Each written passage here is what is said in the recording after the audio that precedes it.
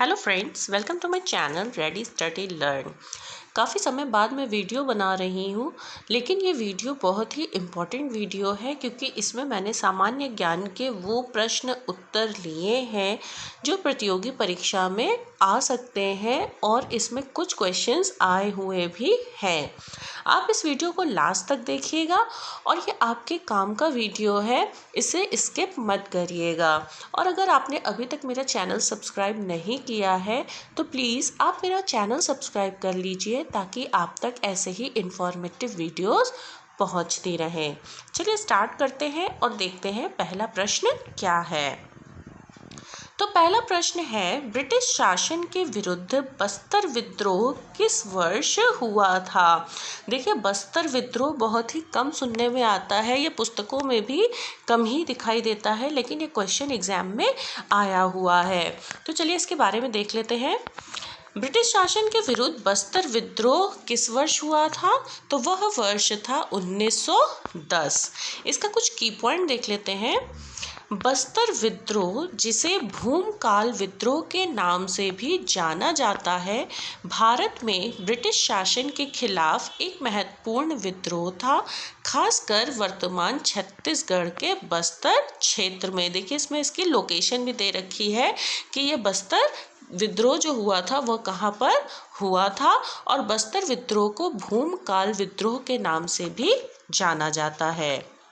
Next question, भारतीय अर्थव्यवस्था में इनमें से किस प्रकार की अर्थव्यवस्थाएं मौजूद हैं। देखिए, यहाँ पर कुछ ऑप्शन दे रखे हैं।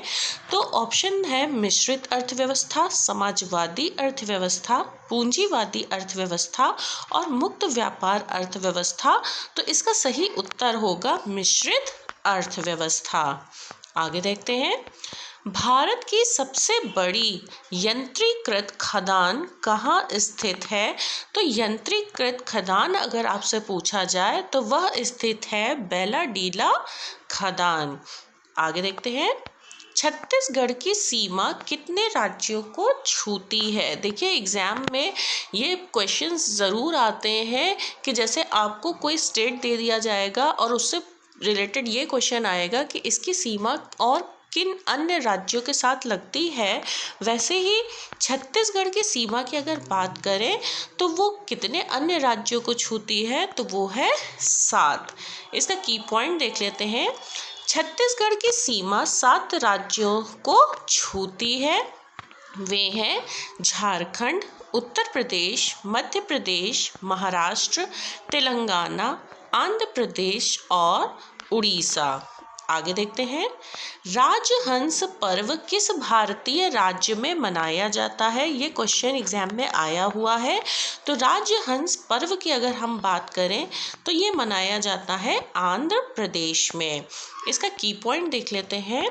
हर साल राजहंस पर्व को पुलिकट झील और आंध्र प्रदेश के नेल्लोर जिले में स्थित नेलापट्टू पक्षी अभयारण्य में पर्यटन को बढ़ावा देने के लिए मनाया जाता है। यह 3 दिनों का त्योहार है जो सर्दियों के मौसम के दौरान आयोजित किया जाता है, जब हजारों प्रवासी पक्षी इस क्षेत्र में आते हैं।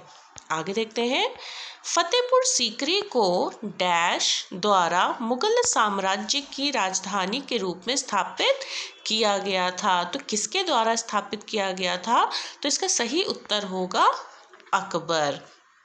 आगे देखते हैं, समुद्रगुप्त का दरबारी कवि कौन था। तो समुद्रगुप्त का जो दरबारी कवि था वो थे हरिशेन। ये भी इम्पोर्टेंट क्वेश्चन है। तो आगे इसका की पॉइंट देख लेते हैं। समुद्रगुप्त चंद्रगुप्त प्रथम का पुत्र और उत्तराधिकारी था और गुप्त वंश का सबसे बड़ा शासक था। इलाहाबाद स्तंभ शिलालेख को प्रयाग प्रशस्ति के नाम से भी जाना जाता है, जिसमें हरिशेन द्वारा रचित 33 पंक्तियां शामिल हैं। यानी इसमें इनके होने के साक्ष्य मिले हैं। यानी क्या साक्ष्य मिला है कि प्रश्न है समुद्रगुप्त का दरबारी कवि कौन था। तो जो ये हरिशेन है, इनके साक्ष्य इस स्तंभ शिलालेख में मिले हैं। इसके बारे में और एडिशनल इंफॉर्मेशन देख लेते हैं कि बाण भट्ट राजा हर्षवर्धन के दरबारी कवि थे। चंद बरदाई पृथ्वीराज चौहान के दरबारी कवि थे और इनको लोग बहुत अच्छे से जानते हैं। ये पृथ्वीराज चौहान के बचपन के मित्र भी थे। भवभूति कन्नौज के राजा यशोवर्मन के दरबारी कवि थे। इन सबको आप याद रखिएगा क्योंकि प्रश्न दरबारी कवियों से रिलेटेड भी एग्जाम में आते हैं।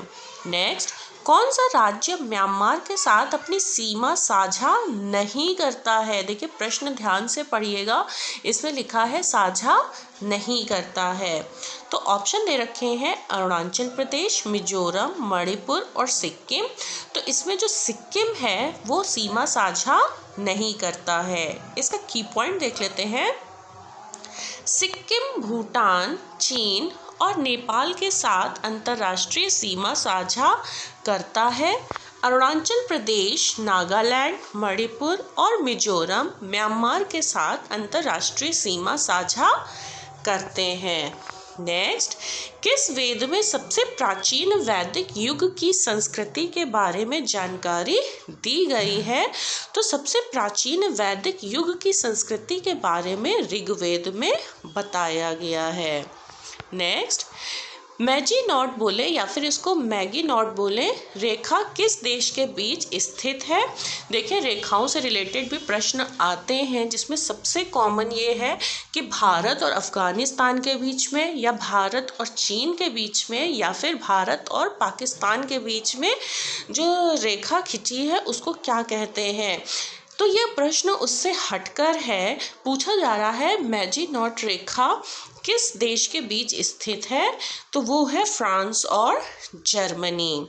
चलिए इसके बारे में आगे एडिशनल इन्फॉर्मेशन देख लेते हैं। जैसा कि अभी मैंने आपको बोला कि डूरंड रेखा अगर पूछा जाए तो डूरंड रेखा है पाकिस्तान और अफगानिस्तान के बीच में। पहले ये भारत और अफगानिस्तान के बीच में आती थी, लेकिन अब ये पाकिस्तान और अफगानिस्तान के बीच हो गई है।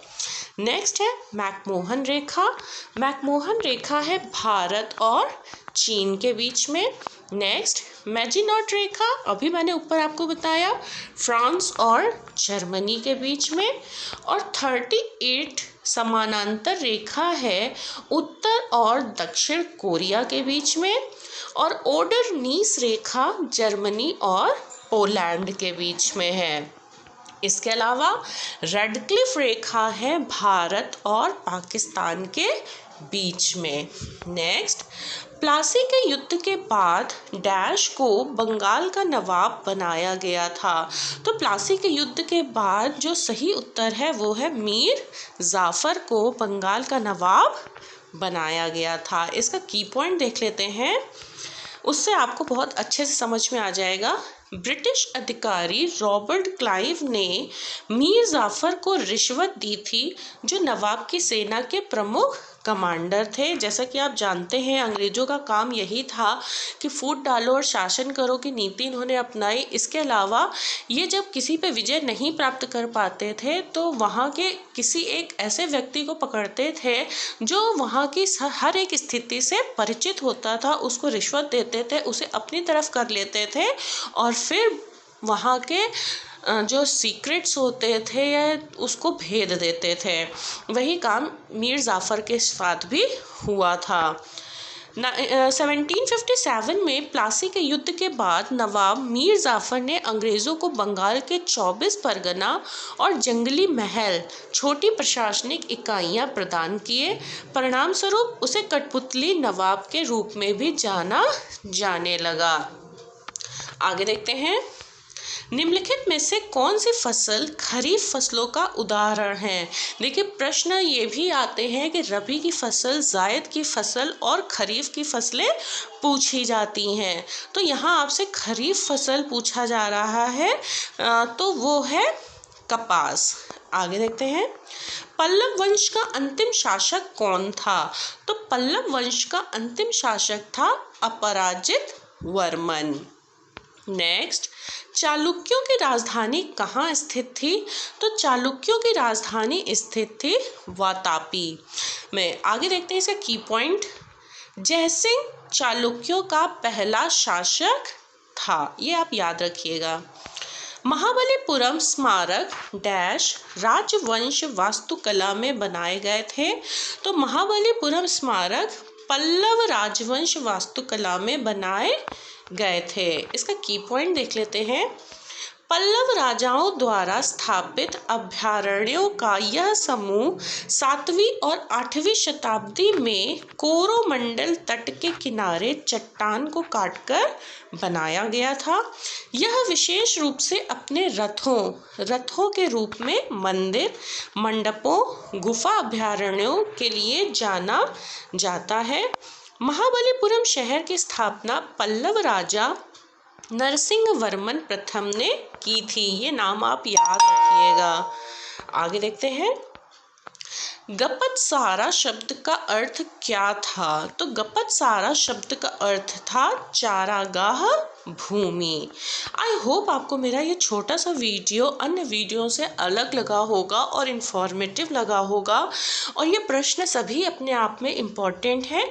अगर आपने अभी तक मेरा चैनल सब्सक्राइब नहीं किया है तो प्लीज़ आप मेरा चैनल सब्सक्राइब करिए, मेरे वीडियोस को लाइक करिए और इन्हें शेयर करिए। And thanks for watching.